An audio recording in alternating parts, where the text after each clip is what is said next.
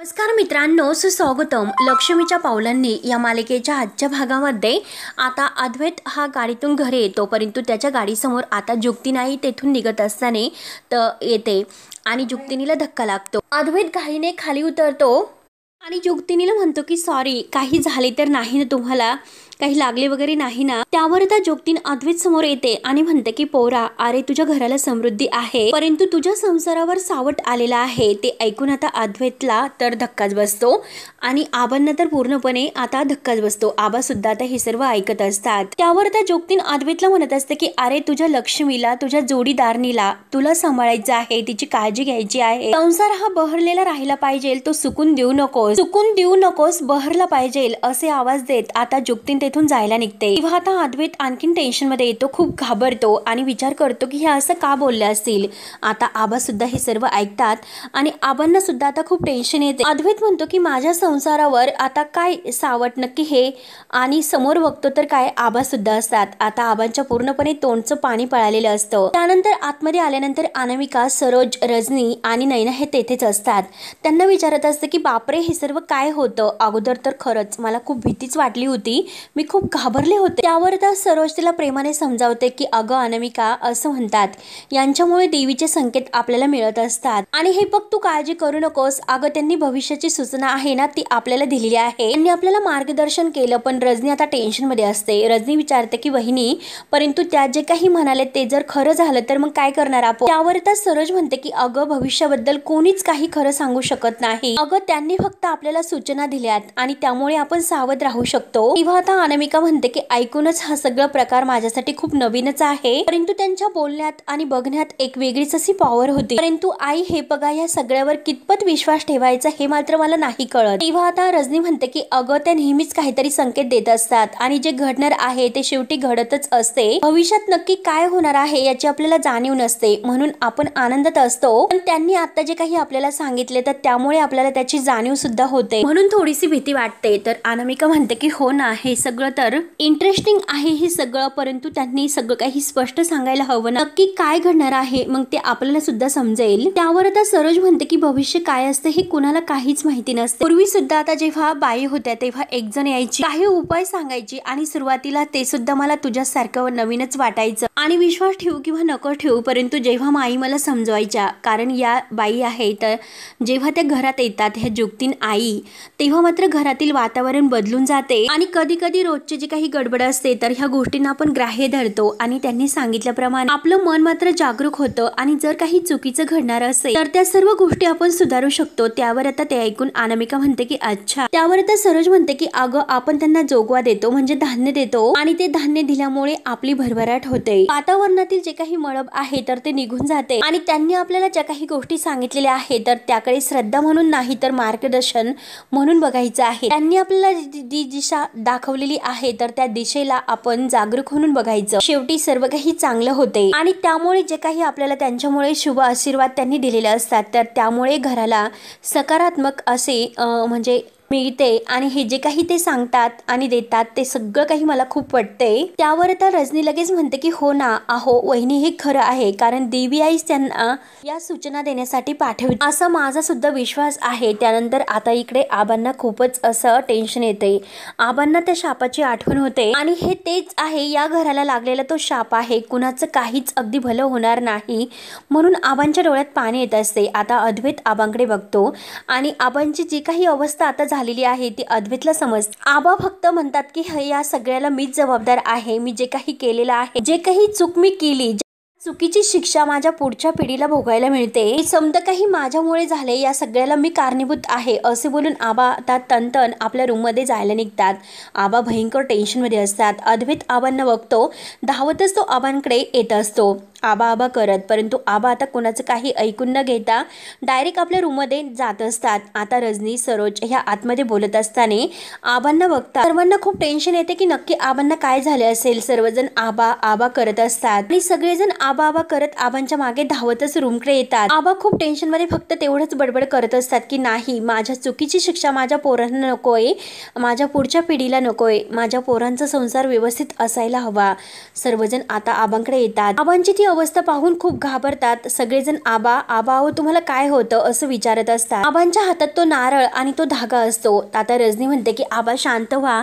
सरोज आणि रजनी आबांना शांत करत असते. तर अद्वैत घाईने म्हणतो की मी डॉक्टरांना घेऊन येतो नाहीतर फोन करतो. तेवढ्यात अनामिका पाणी देते. तर अद्वैत लगेच आता पाणी आबांना देतो आणि तेवढ्यात रजनी म्हणते की वहिनी हे बघा डॉक्टरांना बोलवू नका, कारण हे असं काही झाल्यानंतर डॉक्टरांनी घाईने एक इमर्जन्सी गोळी माझ्याकडे दिली होती, मी ती गोळी घेऊन येते. रजनी धावतच जाते ती गोळी आणण्यासाठी. आबा मात्र अजून सुद्धा टेन्शन मध्ये असतात. पाणी घेतात तरी सुद्धा ते काही शांत झालेले नसतात. रोहिणी आणि नैना अनामिका ही सर्व पाहत असतात. सरोज आणि अद्वैतची धांदल उडालेली असते की आबांना नक्की काय झाले असेल. आबांना आता बेडवर ते बसवतात आणि शांत व्हायला सांगतात, परंतु आबा कुठे शांत असतात. आबांना तर फार आता जुगतीन आल्यामुळे खूप टेन्शन आलेले असते, कारण जुगतीने आज जे काही संकेत दिले तर त्याचं आबांना खूप टेन्शन येते. म्हणजे त्यांच्या पूर्वीच्या जन्माची जी चूक होती त्या चुकीची शिक्षा आज मात्र माझ्या घरच्यांना भोगावी लागेल याचीच भीती आता आबांना वाटत असते. तेव्हा आता रजनी विचारते की आबा तुम्हाला काय झाले, तुम्ही शांत व्हा. तर तेवढ्यात रजनी आता गोळी देते आणि आता गोळी घेतल्यानंतर आबांना थोडंसं शांतता वाटते. त्यावर आता सरोज अद्वैतला म्हणते की डॉक्टरांना अर्जंट बोलावून घे. तरी सुद्धा आता आबा काही शांत बसायला तयार नसतात. अद्वैत घाईने फोन करतो. तेव्हा मात्र आता जो काही नारळ आणि तो धागा आहे तर आता आबांनी तो हातामध्ये घट्ट पकडलेला असतो. रजनी मात्र आता ओळखते की नक्की आबांना कशाची भीती वाटत असेल, की आपल्या घराला जो काही शाप आहे तर ते शापामुळे हे सर्व होत असेल हे मात्र आता रजनीच्या लक्षात येते. तर आता रोहिणी विचार करते की आबांनी हा नारळ आहे तो नारळ असा हातामध्ये का घट्ट पकडून ठेवला असेल आणि मगासपासून आबा काहीतरी बडबडतात, म्हणजे नक्की आता काहीतरी आहे. आणि आता विचार करून ती म्हणते की आता नक्की ती जोगतीन आहे ना, ती येऊन गेली, मग त्याचं ह्या नारळाशी काही कनेक्शन आहे का, या सगळ्याचा आता शोध घ्यायलाच पाहिजे असा आता रोहिणी विचार करते. त्यानंतर अद्वैत डॉक्टरांशी बोलत असतो आणि डॉक्टरांना लगेच घाईने तो चांदेकर मेन्शन मध्ये येण्यासाठी सांगतो. बघा डॉक्टर खूप अर्जंट आहे, आबासाहेबांना खूप त्रास होतोय, तुम्ही घाईने इकडे या. तर आता डॉक्टर म्हणतात की हो. तर अद्वैत फोन ठेवतो. तेव्हा आता आबांना तो म्हणतो की हे बघा डॉक्टर लगेच येतात, तुम्ही तोपर्यंत शांत राहा. परंतु आबा मात्र काही शांत राहायला तयार नसतात. आबा शांत बसायला सुद्धा तयार नसतात. आबा आता उठून बाहेर जायला निघतात, परंतु सर्वजण आबांचा हात धरून आबांना बेडवरच बसवतात आणि शांत राहायला सांगतात. रजनी म्हणते की आबा अहो असं करू नका, जरा शांत व्हा. तर सरोज सुद्धा आबांना समजावते. आबा फक्त हेच म्हणत असतात की नाही मला जावं लागेल. तेव्हा आता लगेच अद्वैत म्हणतो की आई मी परत डॉक्टरांना फोन करतो, ते कुठे आले ते. म्हणून अद्वैत डॉक्टरांना पुन्हा फोन करून प्लीज लवकर येण्यासाठी सांगतो आणि विनवणी करतो. तेव्हा आता डॉक्टर ठीक आहे म्हणून घाईनेच आई निघलेले असतात.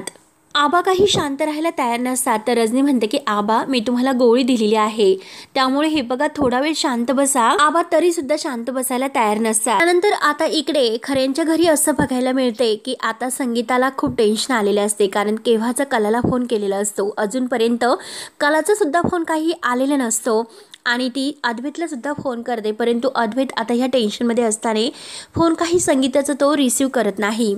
तेव्हा आता संगीताला टेन्शन येते आणि ती दिनकरला हे सर्व सांगते. दिनकर तिला समजावतो, अगं तुला सरोज मॅडमनी सांगितले ना कलाला बरं नाही, ती नंतर करेल ना तुला कॉल. त्यावर आता संगीता म्हणते की अहो मला माहिती आहे की सरोज मॅडम तिची काळजी घेत असतील, परंतु तुम्हाला आपल्या कलाचा स्वभाव तर माहितीच आहे. तिला स्वतःला काही त्रास झाला, काही दुखणं खुपणं जरी झाले तरी सुद्धा ती आपल्याला सांगत नव्हती. ती आपल्यापासून खूप काही लपवत होती, कारण आपल्याला हे सर्वांचा त्रास नकोय यासाठी ती शांत राहत होती. म्हणून माझ्या जीवाला घोर लागलेला आहे. मला तर असं वाटतं की आपण एकदा तिकडे जावं चांदेकरांच्या घरी आणि डोळे भरून कलाला एकदा बघावं, तेव्हा कुठे माझ्या मनाला शांतता मिळेल.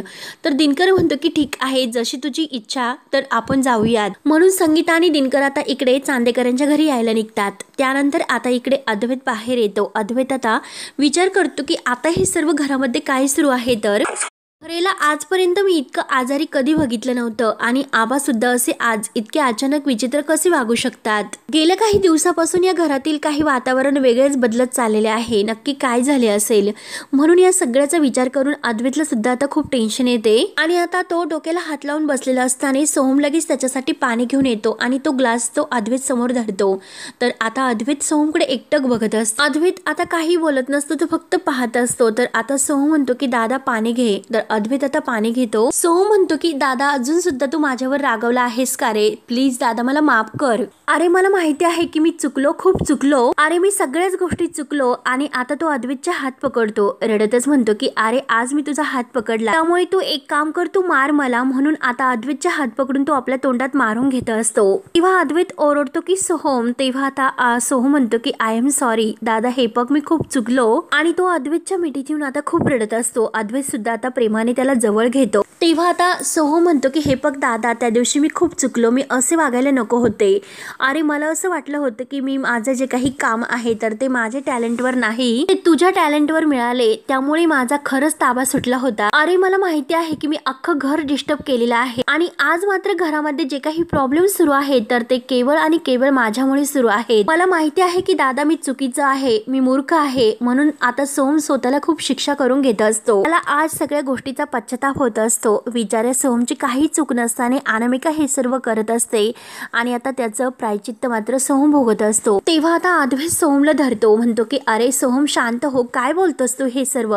तर सोहम म्हणतो की नाही दादा, मला आज बोलून दे, मला शांत ठेवू नकोस. दादा मला माहिती आहे की मी सगळ्यांना हर्ट केलं, तुला सुद्धा हर्ट केलं, आईला, काकीला, कला वहिनीला, सगळ्यांना हर्ट केलं मी. अरे आपलं हे घर आणि इतकं छान घर लोकांना मिळत नाही रे. अरे आपण सगळेजण किती आनंदात होतो, मजा मस्ती करत होतो, आपण एकमेकांना किती रिस्पेक्ट द्यायचो, एकमेकांचा मान ठेवायचो. परंतु जे काही झाले ते सगळं माझ्यामुळे झाले. अख्खं घर मी डिस्टर्ब करून टाकले, सगळ्याची वाट लावली, सगळं काही बर्बाद करून टाकले. म्हणून सोहम स्वतःला दोष देत असतो. तर अद्वैत त्याला समजावतो. अद्वैत म्हणतो की हे बघ सोहम, तुझ्यामुळे काही झालेले नाही रे. अरे तुझा दादा आहे तर तू कशाला काळजी करतोस बरं? सगळं काही परत अगोदर सारखं होईल, तू काळजी करू नको. आणि हे बघ तुझा माझ्यावर विश्वास आहे ना? तर सोहम रडतच म्हणतो की अरे स्वतःपेक्षा माझा तुझ्यावर जास्त विश्वास आहे. तेव्हा सोहम आणि अद्वैत एकमेकांच्या मिठीत येतात आणि आता अद्वैत सोहमला समजावून घेतो. तेव्हा आता सोहम आणि अद्वैत एकमेकांच्या मिठीत आणि त्यांचा झालेला समजोता बघून आता रोहिणी आणि जेव्हा अनामिका बाहेर येतात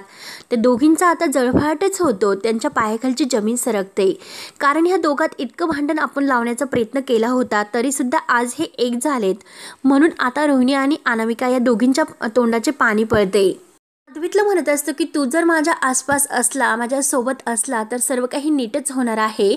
आणि हे बघ दादा, तूच सगळं काही सॉल्व्ह करू शकतो. आणि हे बघ दादा, you are my superhero. हे आता खुश होतात. तेव्हा आता रोहिणी आणि अनामिका हे सर्व बघते. रोहिणी आता अगदी चिडून अनामिकाला म्हणत असते की अगं, या दोन भावांचं जे प्रेम आहे तर ते पुन्हा उफाळून आलेलं आहे आणि हे दोघे एकत्र येऊ नये यासाठी आपल्याला सॉलिड असं काहीतरी करावं तर लागेल. त्या दोघांमधील जे नातं आहे तर ते फक्त विस्कळीत नाही तर अगदी तुटून तुटून त्याचे तुकडे सुद्धा व्हायला हवेत मला. त्यावर आता अनामिका म्हणते की मला तर ह्या सोहमच्या चेहऱ्यावरील हसूच बघवत नाही. आणि हे बघा रोहिणी मॅडम, तुम्ही काही काळजी करू नका, मी आहे ना, अशी आग मी लावेल की सगळे काही होरपळून निघतील. आणि तेवढ्यात आता डॉक्टर येतात. डॉक्टर आतमध्ये आल्यानंतर आता घाईने सगळेजण आत येतात. तेव्हा आता डॉक्टर मात्र आता आबांना चेक वगैरे करतात आणि विचारतात की आबासाहेब काय होते बरं तुम्हाला? आणि हे बघा आबासाहेब शांत व्हा, काही काळजी करू नका, सर्व काही ठीक होईल. तेव्हा आता डॉक्टर आता इंजेक्शन वगैरे देऊन आबांना चेक करतात आणि म्हणतात की हे बघा आता इंजेक्शन वगैरे दिलेले आहे, तुम्ही काही काळजी करू नका, सर्व काही ठीक होईल. आबा मात्र अजूनपर्यंत तो काही नारळ आणि तो दोरा आहे तर तो घट्ट असा हातामध्येच ठेवतात. अजूनपर्यंत त्यांनी तो नारळ आणि तो जो काही धागा आहे तो काही हातातून सोडलेला नसतो. त्यानंतर आता जी गोळ्यांची चिठ्ठी आहे तर ते डॉक्टर रजनीच्या हातात देतात आणि म्हणतात की रजनी मॅडम, मागच्या वेळी जे काही गोळ्या होत्या त्याचा डोस मी वाढवतोय आणि आबांना हलकं फुलकं जर काही खावंसं वाटलं तर त्यांना नक्की खायला द्या. आणि आता डॉक्टर हे अद्वैतला कलाची विचारपूस करतात, त्यांची तब्येत आता कशी आहे? तर आता अद्वैत म्हणतो की जरा बरी आहे, परंतु तिला अजूनपर्यंत जरा वीकनेस आहे, ती आराम करते. तेव्हा आता डॉक्टर म्हणतात की बरं ठीक आहे, त्यांना आरामच करून द्या आणि दोघांच्याही तब्येती बाबतीत अपडेट्स मला देत राहा. तेव्हा आता लगेच डॉक्टर निघून गेल्यानंतर सरोज म्हणते की हे बघा, मला असं वाटतं की आबांना आता सध्या आरामाची गरज आहे, त्यांना आराम करून द्या, आपण सगळेजण बाहेर जाऊया. तेव्हा आता सर्वजण बाहेर जातात अद्वैत एकटा मात्र आता आबांजवळ असतो। आता अद्वैत सुद्धा म्हणतो की आबा तुम्ही आराम करा, मी आहे बाहेरच उभा, तुम्ही काही टेन्शन घेऊ नका। आता अद्वैत तिथून जायला निघणार तोच लगेच आता आबा अद्वैतचा हात घट्ट पकडतात। तेव्हा आता आबा असं अस्वस्थ झाल्यानंतर आणि त्यांची अवस्था पूर्ण अशी झाल्यानंतर अद्वैत विचारतो की आबा काय झालं, तुम्हाला माझ्याशी काही बोलायचं आहे का? आबांच्या डोक्यात फक्त तोच शापाचा विचार असतो। आबा आता दरवाजा लावून घेण्यासाठी सांगतात, तर आता घाईने अद्वैत दरवाजा लावतो। तेव्हा आता अद्वैत आबांजवळ येऊन पुन्हा विचारतो की आबा काय झालं, तुम्ही कसलं टेन्शन घेतलेलं आहे का? तर आबांच्या डोळ्यात पाणी असतं। आबा आता अद्वैतला सांगायला सुरुवात करतात की अरे अद्वैता, जेव्हा तू मगाशी नव्हता देवी आईचा संकेत घेऊन ती जोगतीन माया आली होती, तेव्हा आता जोगतीन आईने जे काही संकेत दिलेले आहेत त्याबद्दल आबा आता अद्वैतला सर्व काही सांगतात की या घरावर किती भयंकर असं सावट आहे। हा समजा उभा केलेला डोलारा आहे तर तो गिळून टाकेल, त्यामुळे हा जो काही नारळ आहे तो अमावस्याला एका ठिकाणी पुरायचा। सर्व अद्वैतला सांगितल्यानंतर अद्वैत म्हणतो की आबा अहो तुम्ही या गोष्टीचं टेन्शन घेऊ नका, आणि हे बघा असं काही होणार नाही, तुम्ही आराम करा बरं, तुम्हाला बरं वाटेल, मी तुम्हाला सांगतो तुम्ही आराम करा। परंतु आबांना काही बरं वाटत नसते। आबांनी तो नारळ अगदी स्वतःच्या जवळ घट्ट पकडून ठेवलेला असतो आणि शांत असे पडलेले असते। आणि तसेच आबा झोपी जातात तर अद्वैत त्यांना व्यवस्थित करून अंगावर टाकून वगैरे त्यांच्या हातातील तो नारळ बाजूला ठेवतो। तेव्हा आता आबांना व्यवस्थित झोपी लावून अद्वैत आपल्या रूम मध्ये येतो, तर अजूनपर्यंत कलाला काही बरं नसते, ती झोपलेलीच असते। त्यानंतर मात्र आता अद्वैत तिच्या शेजारी बसतो आणि त्याला जोगतीन आईचं जे बोलणं आहे तर ते सर्व बोलणं आठवत असते। आणि आबांची जी झालेली परिस्थिती ती अवस्था बघून आता आबा जे काही बडबड करत आहे ते सर्व मात्र आता हे अद्वैतला आठवत असते। त्या सगळ्या गोष्टीचा अद्वैतला आता विचार करून खूप टेन्शन येते आणि तो कलाकडे बघत असतो। तेव्हा मात्र आता अद्वैतचे डोळे भरून येतात। अद्वैत म्हणतो की हे पग, जितका जास्त आराम खरे तू करशील तितकं तुला जास्त बरं वाटेल, आणि हे पग खरे तू काही टेन्शन घेऊ नकोस, मी आहे ना तुझ्या सोबत। आणि आता लगेच तो कलाच्या म्हणजे डोक्यावर हात ठेवतो आणि डोक्यावर हात ठेवून मात्र आता कलाला एक खूप मोठा आधार मिळतो, तिला बरं वाटतं। अद्वैत तिच्याकडे एकटक बघत असतो। त्यानंतर मात्र आता इकडे गुरुजींनी जो शाप आता आबांना दिलेला आहे तर शापाची आबांना आठवण होते। आबांना आता झोपेमध्ये सुद्धा गुरुजी दिसतात। आता गुरुजी आलेले असतात। गुरुजी म्हणतात की अरे झोपलास, झोप कशी लागते तुला? आबांचं मन लगेच आता तटकन उठून उभे राहते। हा शाप आहे, ह्या शापाचा परिणाम तुझ्या कुटुंबावर झालेला आहे असे गुरुजी म्हणतात। तेव्हा आता आबाही त्यांना म्हणत असतात, हे बघा गुरुजी, माझ्या चुकीसाठी मला कुठलीही शिक्षा द्या, परंतु माझ्या कुटुंबाला कोणतीही शिक्षा देऊ नका। आणि हे बघा गुरुजी, मी काही पण प्रायचित्त करायला तयार आहे, परंतु माझ्या कुटुंबाला कोणतीही झळ पोहोचून देऊ नका, माझ्या घरच्या सुखाला नजर लागायला नकोय। तेव्हा आता गुरुजी म्हणतात की उशीर झालेला आहे खूप, आता शापाने त्याचं रूप घेतलेलं आहे, उशीर झालेला आहे, उशीर झालेला आहे असे आता ते गुरुजी बोलत असतात। आणि आबा खूप घाबरतात। घाबरून घाबरून आबांची अवस्था खूप अशी दयनीय होते। आबा झोपेत नाही म्हणत असतात, कारण आबांना स्वप्नात सुद्धा तेच आता दिसत असते आणि झोप काही लागत नाही। तेव्हा आबा आता जोरात ओरडतात आणि उठून बसतात नाही असं म्हणत। तेव्हा आता आबा स्वतःलाच म्हणतात की मला जावं लागेल, आता या माझ्या चुकीची शिक्षा मी माझ्या घराला नाही भोगून देणार। आबांचा तो आवाज ऐकून अद्वैत धावतच येतो आणि आबा आबा करत आबांना काय झाले असे विचारत असतो। आबा आता उठून बसलेले असतात आणि नाही करत असतात। तेवढ्यात सरोज, रजनी ह्या सुद्धा धावत येतात आणि आबांना विचारतात की आबा तुम्हाला काय झाले? आता सगळेजण घरातील उठून धावतच आलेले असतात आणि आबांची ती अवस्था बघून सर्वांना आता खूप अशी आबांची काळजी वाटते। आता अद्वैत आणि सरोज, रजनी हे आबांना उठून बसवतात। अनामिका घाईने अद्वैतच्या हातात पाण्याचा ग्लास देते। तेव्हा आता आबा घटाघटा घाबरतच पाणी पित असतात। तर सरोज म्हणते की रजनी, अगं आबांना किती घाम आलेला आहे, नक्की काय झालं असेल? रोहिणी आणि नैना ह्या बाजूलाच उभे असतात आणि अनामिका तेथे जवळच। तेव्हा आता आबांची ती अवस्था बघून अद्वैतला तर खूप टेन्शन येते। आबांचा घाम आहे तो रुमालने पुसतो। तेव्हा अद्वैत विचारतो की आबा काय झाले? तर आबा फक्त इतकंच म्हणतात की नाही अद्वैता, मला जावं लागेल। तेव्हा आता सगळेजण आबा नक्की हे सर्व काय म्हणत असतील, कुठे जायचं असेल आबांना, असा प्रश्न सगळ्यांना पडतो। अद्वैत विचारतो की आबा काय झालं, कुठे काही काम आहे का तुम्हाला, त्यासाठी कुठे जायचं आहे का? मला सांगा बरं, ते काम मी करतो। तेव्हा आता समोर जो नारळ आणि धागा ठेवलेला आहे तर त्याकडे आबांचं लक्ष जाते। तेव्हा आता आबा त्या नारळाकडे बोट दाखवतात आणि तो नारळ घ्यायला सांगतात। तेव्हा आता सरोज तो नारळ आणि तो धागा घेते आणि आबांच्या हातात देते। तेव्हा आता आबा म्हणतात की अद्वैता, हे पग, किती काही करून हा नारळ मला पुरवावा लागेलच। तेव्हा आता रोहिणीच्या लक्षात येते. रोहिणी म्हणते की नारळ आहे हा आणि तो पुरावा लागणार आहे, तर म्हणजे नक्कीच यांच्या काहीतरी श्रद्धा या नारळाशी निगडीत आहेत आणि त्या पण जोडलेल्या आहेत. तर तेव्हा मात्र आता हा नारळ नक्की कुठे पुरवायचा आहे आणि नक्की याचं काय करायचं आहे याचं सगळ्यांना आता काही काळजीच लागते. आबा फक्त ते नारळ पुरण्यासाठी सांगतात. आता रोहिणीच्या सर्व काही लक्षात येते आणि रोहिणी लगेच आता तो नारळ काहीतरी म्हणजे आबांच्या हातून घेण्याचं ठरवते. आबा काही नारळ सोडायला तयार नसतात. तो नारळ आबांच्याच हातात असतो. त्यानंतर आता अद्वैत आणि आबा हे आता रूममध्ये असतात. तर मित्रांनो, शेवटी हा भाग येथे संपतो.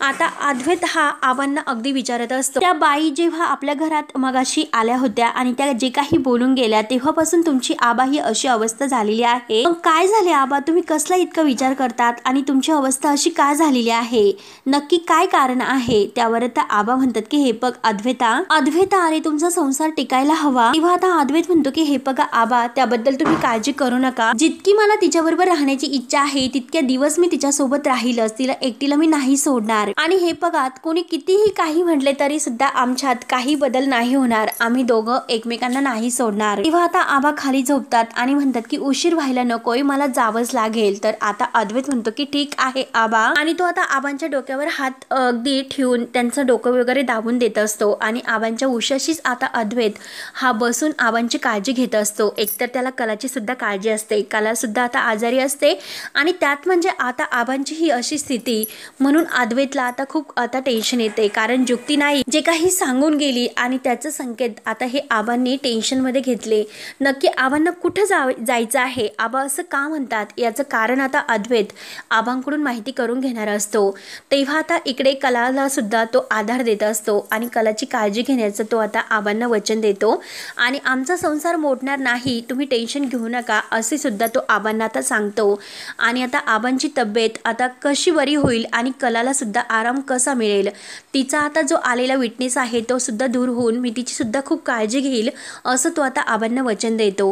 तेव्हा आता मित्रांनो, पुढे काय होईल आणि काय नाही हे बघण्यासाठी आपल्या चॅनलला नक्की तुम्ही सबस्क्राईब करत राहा आणि लक्ष्मीच्या पावलांचे डेली अपडेट्स मिळवण्यासाठी बेल आयकॉनवर क्लिक करण्यासाठी विसरू नका. धन्यवाद.